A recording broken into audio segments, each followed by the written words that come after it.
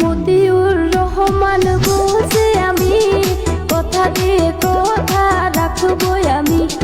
হরিশ্চন্দ্রপুর আমার জন্মভূমি, গরিবের উন্নয়ন করবো আমি। মতিউর রহমান বলছি আমি। আমাদের এই তালসুরের রাস্তাটা অনেক দিন থেকে খারাপ ছিল, কেউ করতে পারেনি। আমাদের জনপ্রিয় মতিউর রহমান দা আমাদের রাব্বানি তালসুর থেকে ফোন করেছিল, এক কল ফোন করার বিনিময়ে রাস্তাটা করে দিয়েছে। জনগণ এখানে খাড়িয়ে আছে, কি বলবে তোমরা শুনে নাও। বল। আমাদের রাস্তাটা অনেক দিন থেকে খারাপ হয়ে আছে।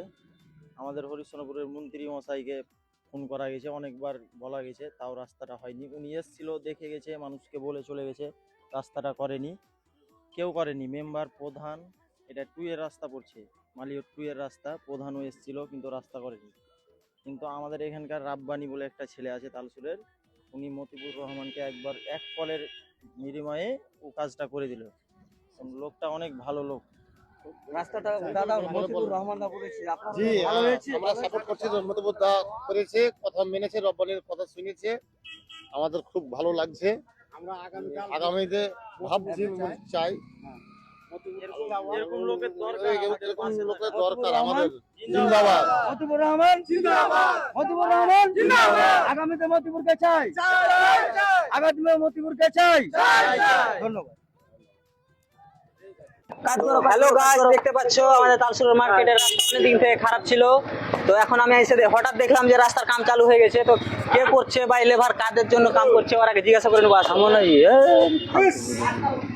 ও দাদা। হ্যাঁ দাদা, বলছি রাস্তাটা কার কন্টাক্টে বা কিসের জন্য কেউ করতে বলেছে এমন করছে? রাস্তাটা এখন আমরা যা শুনলাম, আমরা তো লেবার অতগুলো বলতে পারবো না, তো শুনলাম আমাদের জনপ্রিয় মতিউর রহমান, হ্যাঁ নাম শুনেছি, ওকে জীবনে তো চোখে দেখিনি।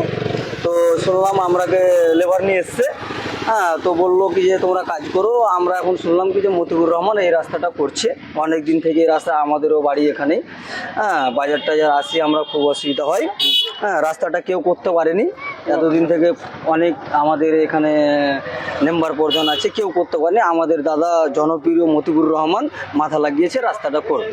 আমিও দেখেছি অনেক দিন থেকে রাস্তাটা খারাপ ছিল গাইস। তো দেখো কালকে থেকে আরো কি হচ্ছে, মানে রাস্তাটা ভালোভাবে ঢালাই করে দেওয়া হবে বলছে।